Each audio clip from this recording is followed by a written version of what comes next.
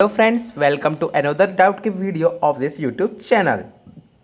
तो आज के इस वीडियो में हम देखने वाले हैं जे मेन 2016 का क्वेश्चन, जो कि 9A क्वेश्चन है। ठीक है, अब क्वेश्चन क्या कह रहा है देखते हैं। A B C and D are four different physical quantities having different dimensions, none of them is dimensionless. ठीक है, but we know that the equation A D is equals to C ln of B D holds true, then which of the combination is not का ध्यान रखना बहुत ज़रूरी है।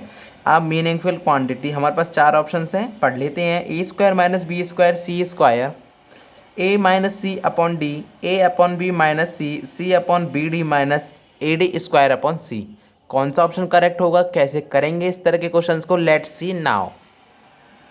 तो friends, हमारे पास क्या रिलेशन दे रखा है, वो रिलेशन लिखते हैं। A D is equals to C ln of B D, ये हमारे पास ट्रू रहेगा। और हमें क्या पता है कि भाई लॉन किसका होता है, लॉन हमेशा एक नंबर का होता है, ना कि कोई भी ऐसी क्वांटिटी का जो कि यूनिट हो जिसकी।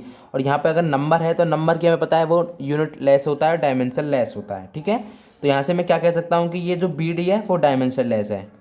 ये क्या है, डायमेंशन लेस है। ठीक है, ये आपको पता होना चाहिए, ये बेसिक फंडा है। जब भी हम ऐसा करते हैं लॉन के अंदर कोई भी क्वांटिटी होती है वो डायमेंशन लेस होती है।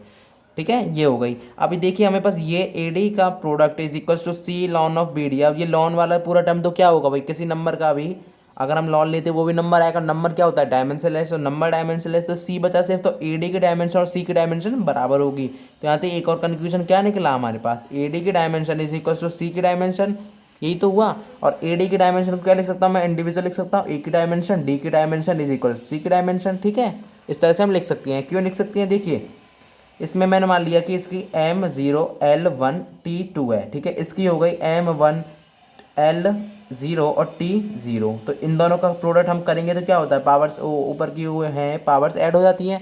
और तो ओवरऑल क्या आएगा, जो इसकी डायमेंशन का प्रोडक्ट होगा इसके बराबर होगा। तो यही तो हमारे पास, ये हम इनको अलग अलग भी कर सकते हैं। यहाँ तक आपको बिल्कुल क्लियर हो गया होगा। अब हमारे पास चार ऑप्शन है, उनको जल्दी से देखते हैं क्योंकि ज़्यादा टाइम नहीं लगा सकते ऐसे क्वेश्चन पे, बहुत ही फर्जी क्वेश्चन है। पहला ऑप्शन है, फटाक से देखते हैं, A square minus B square C square. ठीक है, अब देखिए हमारे पास क्या है, ए स्क्वायर है माइनस बी स्क्वायर, तो हमें पता होना चाहिए। देखिए माइनस और प्लस कब होता है ये आपको पता होना ज़रूरी है, कि जो ये पूरा टर्म है और ये पूरा टर्म है, इन दोनों की डायमेंशन बराबर होगी जब भी ये हो सकता है। तो यहाँ से मैं क्या कह सकता हूँ कि ए स्क्वायर की डायमेंशन इज इक्वल्स टू होनी चाहिए बी स्क्वायर सी स्क्वायर की डायमेंशन, तभी ये वैलिड है, नहीं तो ये गलत हो जाएगा। ठीक है, तो हम देख सकते हैं बी स्क्वायर, देखिए मैंने कहाँ से देखिए बी ए इंटू डी, तो ए और डी और सी यहाँ पर रिलेशन है मेरे पास। तो मैं देखता हूँ कि यहाँ पे ए है, तो ए के मैं एक पावर कम कर लेता हूँ, तो यहाँ से ए स्क्वायर है, तो ए डायमेंशन एक ये हो जाएगी और एक ये, दो डायमेंशन इस तरह से हम लिख सकते हैं। ठीक है, तो यहाँ से मैं क्या कह सकता हूँ कि ए स्क्वायर की सीधी सीधी अगर मैं इसका स्क्वायर कर दूँ तो ये हो जाएगा मेरे पास सी स्क्वायर अपॉन डी की स्क्वायर की dimension is equals to B square और सी स्क्वायर। हमें अभी देखा था कि हम स्प्लिट कर सकते हैं। ये मैंने कैसे किया, कुछ नहीं किया, पर देखिए एक मैंने डी को इधर ले आया, सी अपॉन डी एक बार हो गया, फिर ए का दोबारा मल्टीप्लाई किया तो सी स्क्वायर अपॉन डी स्क्वायर, इस तरह से मैंने लिख दिया ये। ठीक है, ये है, ये कैंसिल आउट। ठीक है, अब यहाँ से मैं क्या कह सकता हूँ कि सी स्क्वायर डायमेंशन तो कट ही सकती है। अब बचा क्या मेरे पास कि B square D square is equals to क्या है, डायमेंशन लेस है। ये क्या है मेरे पास, M0L0 और T0 क्या है हमारे पास, ये सेटिस्फाई कर रहा है, बिल्कुल कर रहा है, क्योंकि हमें पता है कि लॉन के अंदर था BD, इसका स्क्वायर करो क्यूब करो कोई फर्क नहीं पड़ना, डायमेंशन लेस है, तो ये हमारे पास करेक्ट है। ये करेक्ट है, तो ये मीनिंगफुल है। यहाँ पे मैं लिख देता हूँ मीनिंगफुल। आपको इसी तरह से जल्दी जल्दी करना है, अभी थोड़ा टाइम लग रहा है मुझे भी, क्योंकि मैं आपको समझा रहा हूँ, नहीं कि अगर करेंगे तो बहुत स्पीड से हो जाएगा। सेकेंड ऑप्शन है A minus C upon D. अब देखते हैं A और C, A माइनस सी। अब हमने क्या देखा था भाई, प्लस माइनस में तो पता डायमेंशन सेम होनी चाहिए, मतलब कि ए और सी की डायमेंशन सेम होनी चाहिए, लेकिन यहाँ डिवाइड और मल्टीप्लाई में ऐसा कुछ नहीं होता।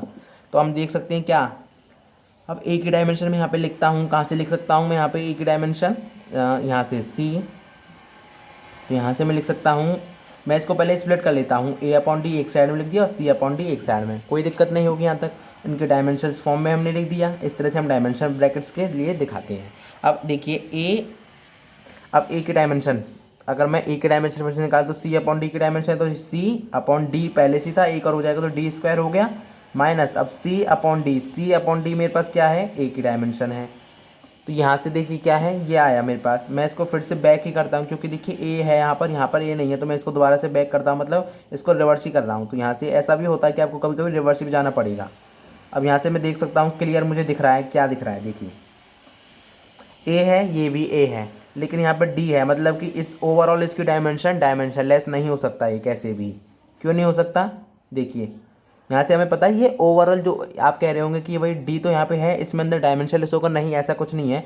ओवरऑल बी डी डायमेंशनलेस है, डी और बी इंडिविजुअल डायमेंशनलेस नहीं है। क्यों नहीं है, क्योंकि अगर मैं डी की मान लेता हूँ m-1, L1 और T2, और यहीं पे मैंने बी की क्या मान ली, बी की मान ली मैंने m1 और L-1 और T-2, दोनों का प्रोडक्ट आप करोगे तो आपके पास जीरो आएगा सब में, m0 L0 T0।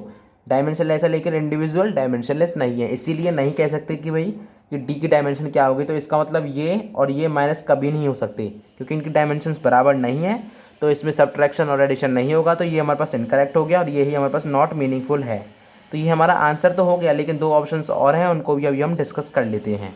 तो देखिए सी ऑप्शन क्या है, A/B -C। करते हैं इसको भी।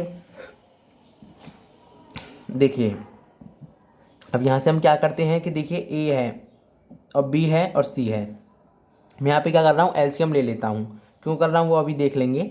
A/B और ये -BC हो गया। अब हमें क्या पता है, एक मिनट, हाँ ठीक है, यहाँ से हम अगर एलसीएम भी लेते हैं तो क्या यहाँ से कुछ हमें कंक्लूजन मिल रहा है, यहाँ से हमें कंक्लूजन नहीं मिल रहा, कुछ भी नहीं मिल रहा। तो इसको छोड़ते हैं, सीधे सीधे हम देखते हैं कि देखिए ए की डायमेंशन हमारे पास कहाँ से थी, हमने जो ए की डायमेंशन यहाँ से निकालेंगे फिर से ही वही हम देखेंगे, तो ये हो जाएगी C/D की डायमेंशन, और यहाँ पर बी की डायमेंशन ऐसे ही हमारे पास है, और माइनस ऑफ क्या है हमारे पास सी की डायमेंशन। और हमें क्या पता है कि बी डी मेरे पास डायमेंशनलेस है, तो ओवरऑल बी डी भी ये भी डायमेंशनलेस, तो ये डायमेंशनलेस तो क्या बचा, सी की डायमेंशन और सी की डायमेंशन सेम ही तो बची। एक मिनट, यहाँ पे ये ओवरऑल डायमेंशनलेस हो गया, तो ये C - C की डायमेंशन नहीं है दोनों, तो ये हमारे पास क्या है मीनिंगफुल होगा। क्यों होगा, क्योंकि सेम डायमेंशन हो चुकी है दोनों की, इसलिए यहाँ पे क्या है मीनिंगफुल हो गया। अगर आपको कोई भी प्रॉब्लम आ रही है तो आप थोड़ा सा वीडियो को आराम से देखिए, थोड़ा आप रिवाइंड करके देखेंगे तो आपको अच्छे से समझ आ जाएगा। फिर भी कोई डाउट बचता है तो कमेंट आप कर देना। C/BD -AD² अब देखते हैं यहाँ पर कैसे करेंगे। देखिए BD तो मैं यहाँ पे सीधे सीधे डायमेंशन यहीं लगा देता हूँ, क्योंकि ज़्यादा लेंदी हो रहा है क्वेश्चन। देखिए BD तो हमने सबसे पहले देखा था, पहले स्टेप में हमें दिख रहा है क्लियर कि BD तो हमने यहीं पे एलिमिनेट कर दिया, डायमेंशनलेस है। एक मिनट देखिए, है ना, तो यहाँ से BD तो मेरे पास डायमेंशनलेस हो गया, तो मैं इसको यहाँ पे पहले ही कैंसिल आउट कर देता हूँ, ये मैं लिख देता हूँ डायमेंशनलेस। ठीक है, अब बचा क्या मेरे पास, C बचा और -AD², तो यहाँ पे लिख देता हूँ C की डायमेंशन -AD की डायमेंशन और यहाँ पर D की डायमेंशन अपॉन C की डायमेंशन। मैंने ये ऐसे क्यों लिखा है, क्योंकि हमें पता है एक रिलेशन और कि A × D की डायमेंशन होती है C की डायमेंशन दोनों के, तो इसलिए मैंने इसको इस तरह से लिख दिया। ठीक है, यहाँ से अगर मैं देखता हूँ तो क्या होगा, C की डायमेंशन माइनस ये AD की डायमेंशन मेरे पास क्या होगी, C की डायमेंशन अपॉन C डायमेंशन, और ये होगी D की डायमेंशन। ठीक है, ये हो चुकी है। C की डायमेंशन से C की डायमेंशन गई, क्या बचा हमारे पास, C dimension minus of D की डायमेंशन। तो यहाँ से तो हमारे पास ये भी फिजिबल आंसर नहीं आ रहा है।